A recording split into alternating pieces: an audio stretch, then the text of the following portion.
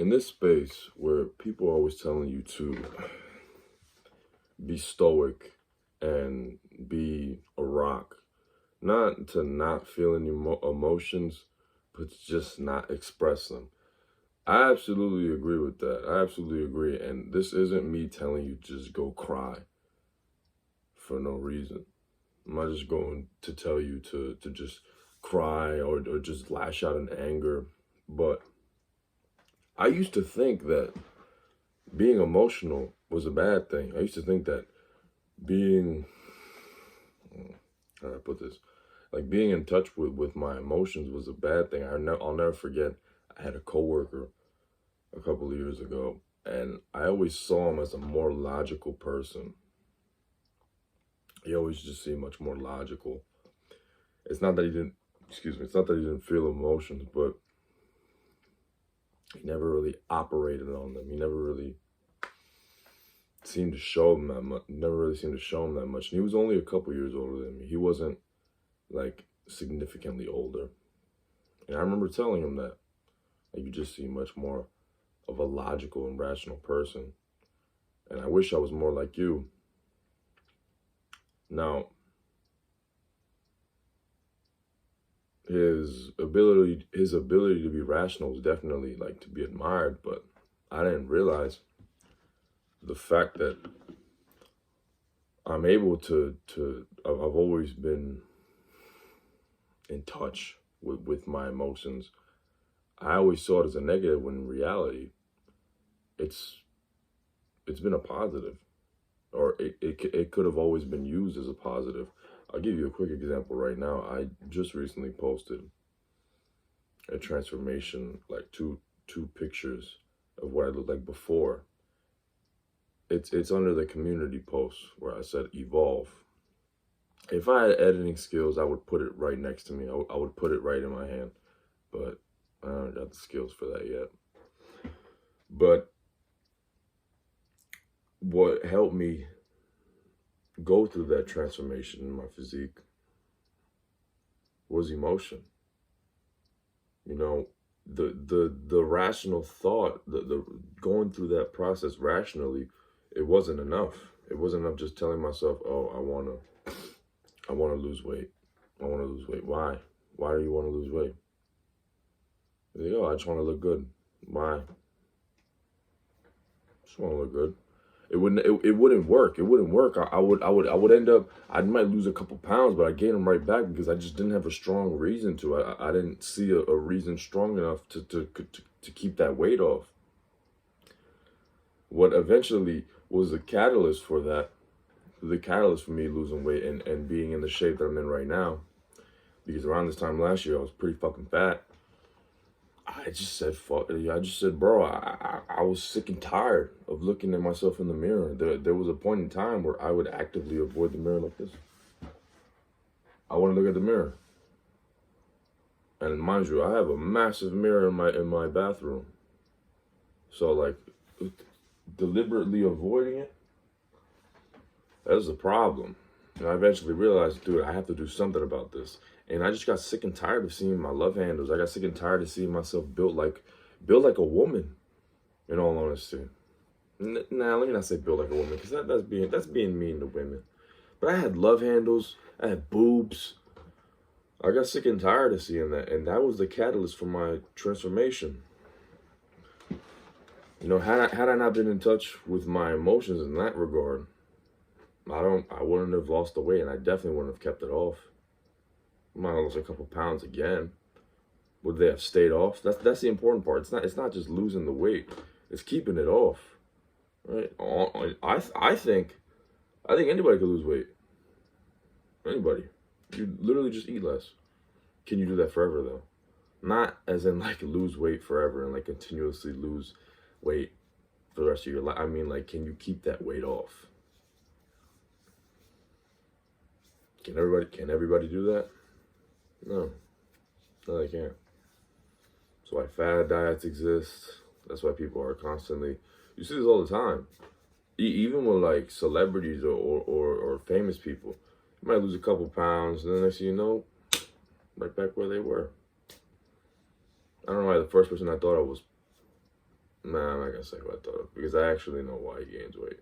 I was gonna say Paul Heyman, but I just recently remembered that his mother was a Holocaust survivor. So him eating was like her way of getting revenge on the people who tortured her. And so yeah, he doesn't count. He doesn't count. That actually makes complete sense to me, and it's like, damn. I remember when I first heard that. I heard that on a podcast he was on with Rick Rubin. I'm like, oh wow.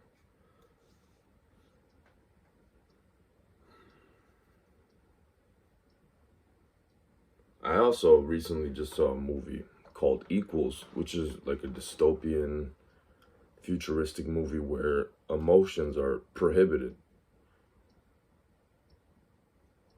It's prohibited to feel emotions, prohibited to be connected with other people.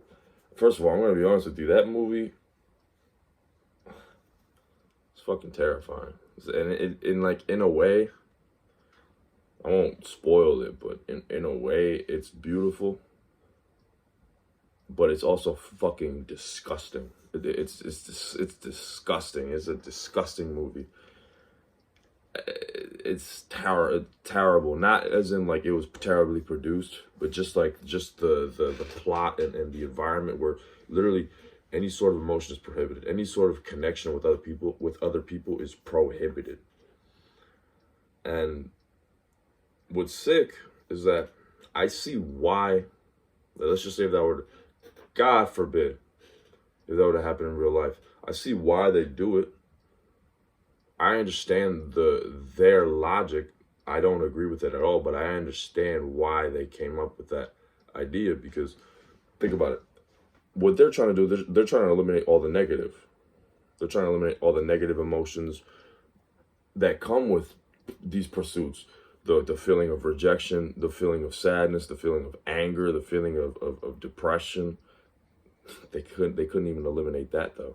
Just the feeling of all the negatives that come with these connections, being the betrayal, being backstabbed, being disappointed.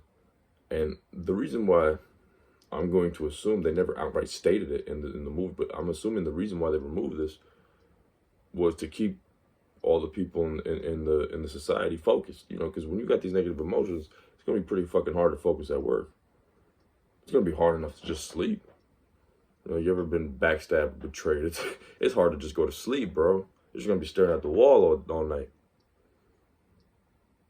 The problem is that you remove that, so you remove the downs in life, but because there's no downs, how are you gonna have any ups? Ups are only defined by the downs. You can only define an up by the down. I can't define what happiness is if I don't know what sadness feels like. I can't define what absolute joy is if I can't define what depression feels like. So because of this, instead of these human beings in the society living a normal life, instead of living a life that's like this, just like up and down, super down at one point, and then back to baseline, and then down again, and then all of a sudden they're super up. Instead of living a life like that, they just live like this. Straight. No ups, no downs. No ups, no downs. No ups, no downs. No ups, no downs. And what the fuck is the point? What is the point? What's the point of that life? What's the point?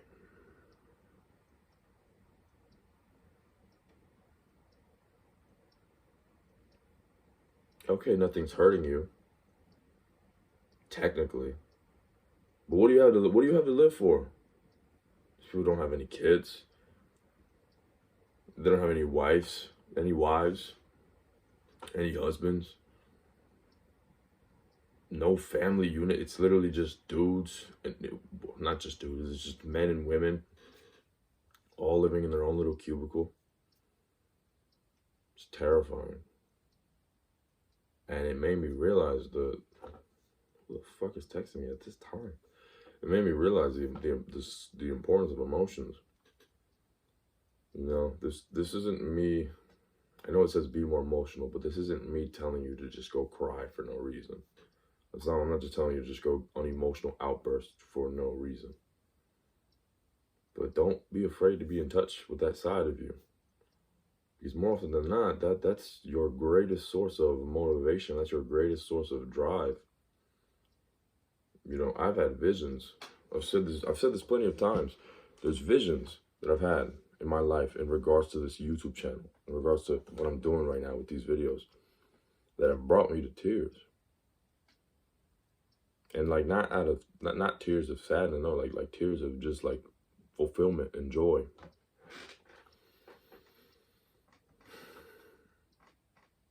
It's more than just logical. Yes, of course, I want to establish a brand. I want to make money. Of course I do. You know, it's a basic need, but it's not the only purpose. There's a bigger purpose behind all of that, and that purpose is derived from the emotions that I felt. You know, from the emotions that I feel towards my towards what I believe to be my mission.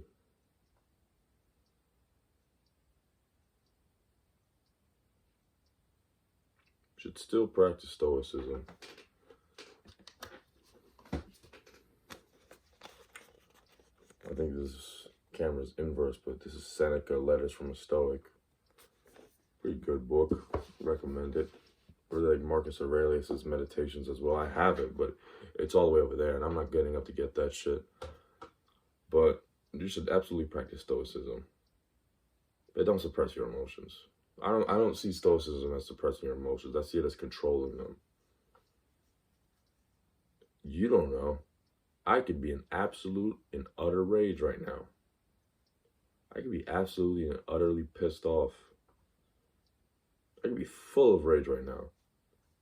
But you wouldn't know because I had to sit down and make this video, and it's not the time to express it. It's not the time to show it.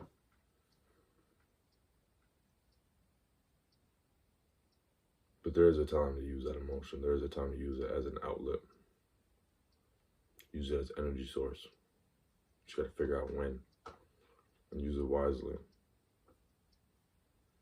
And with that being said, good night.